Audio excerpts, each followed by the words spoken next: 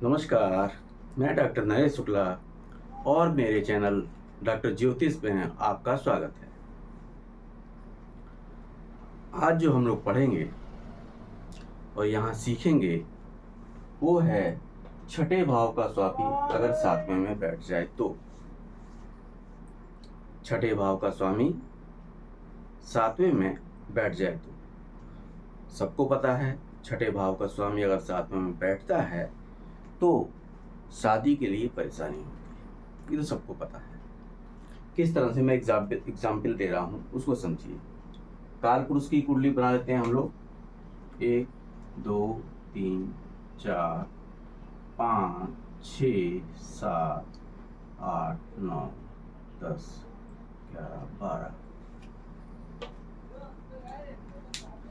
यानी यहाँ पर छठे भाव का स्वामी सातवें में बैठेगा।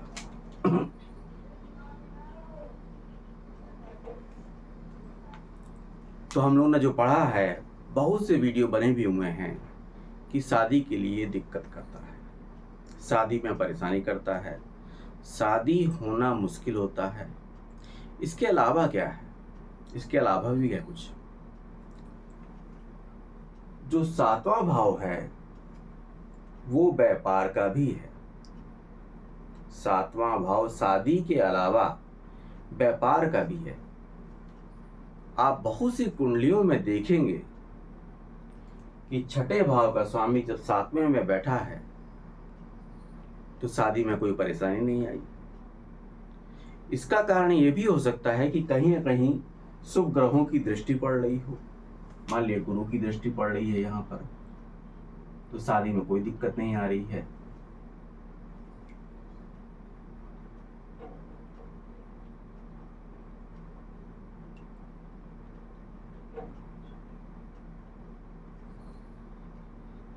गुरु की जो दृष्टियां होती हैं पंचम, सप्तम और नवम, 1 2 3 4 5 6 7 8 9, ये दृष्टि हो सकती है तो शादी बची रहेगी, कोई समस्या नहीं आएगी।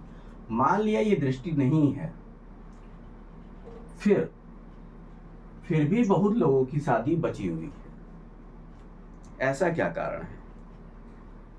तो केवल यहीं से हम नहीं देखते हैं, यहां तो देखना ही पड़ेगा हमको कि छठे का स्वामी सातवें में है तो शादी में समस्या आ सकती है। लेकिन व्यापार भी तो है यहां पर, तो समस्या किस में आएगी? शादी में आएगी कि व्यापार में आएगी? यही प्रश्न फंस जाता है कि समस्या कहां पर उत्पन्न होने वाली है। तो अगर छठे का स्वामी सातवें में होता है तो शादी में दिक्कत कब आती है? तो इसके लिए हम लोगों ने पढ़ा होगा या सुना होगा आप लोगों ने कि नवांश कुंडली।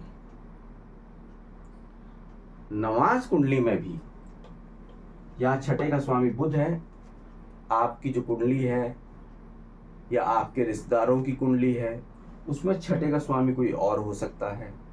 तो छठे का स्वामी बुध जब लग्न कुंडली में बैठा है, अब हम जाएंगे नवांश कुंडली पर। नवांश में बुध अगर 6 में, 8 में, 12th में और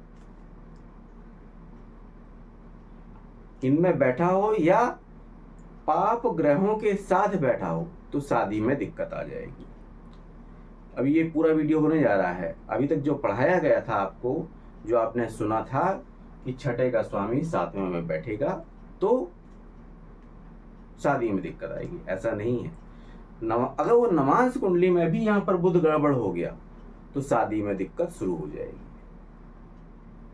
अब शादी में दिक्कत कब नहीं होगी? मान लीजिए कि बुध जो है नवांश कुंडली में उच्च का है या शुभ ग्रहों के साथ में है तो शादी में कोई परेशानी नहीं आएगी।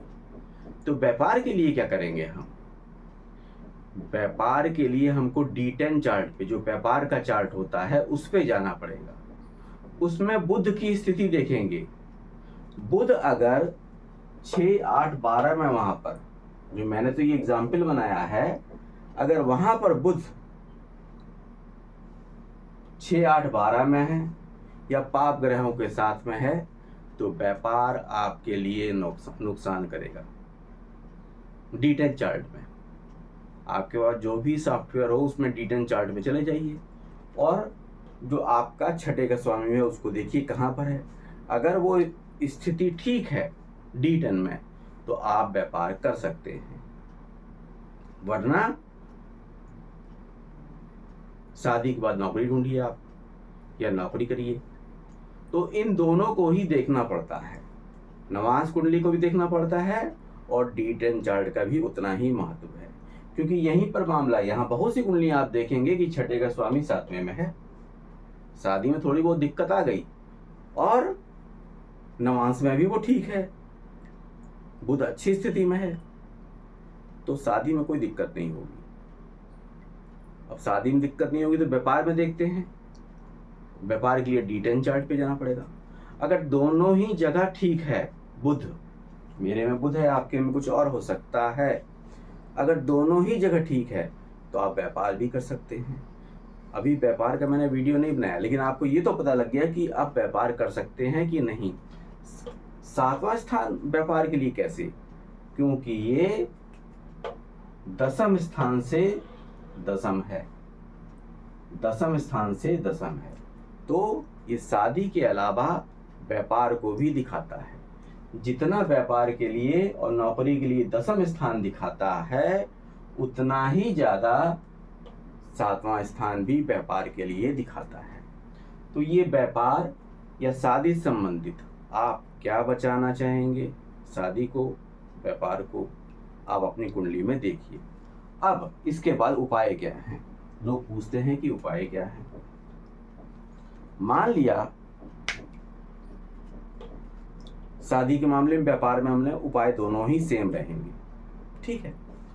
छठा भाव आपका किस चीज का है, छठा भाव आपका क्या है, ऋण का है